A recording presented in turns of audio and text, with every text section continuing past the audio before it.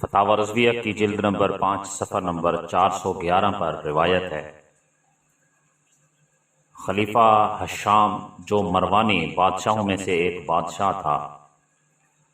اس نے رسول اللہ صلی اللہ علیہ وسلم کے بیٹے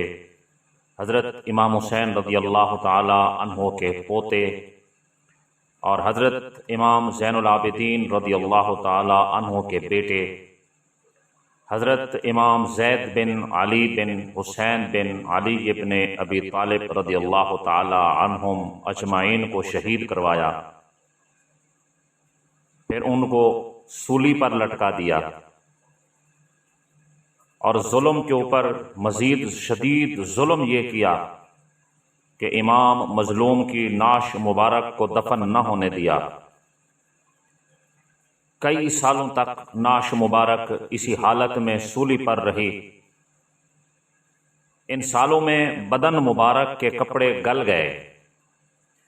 قریب تھا کہ بے ستری ہو، یعنی جسم مبارک ظاہر ہو جائے، بے پردگی ہو۔ تو اللہ رب العزت نے امام مظلوم کی عظمت اور شان کو بلند کرنے کے لیے امام مظلوم شہید رضی اللہ تعالی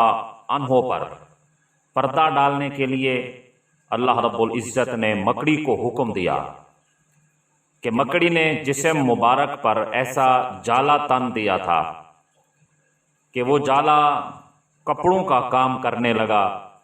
اور اس مکڑی کے جالے سے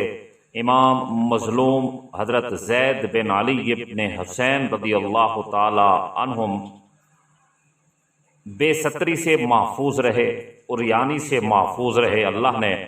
ان کے اوپر پردہ کر دیا۔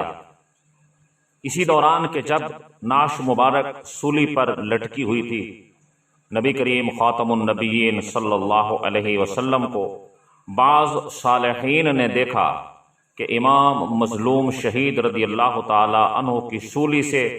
آپ صلی اللہ علیہ وسلم اپنی پشت مبارک لگائے کھڑے ہیں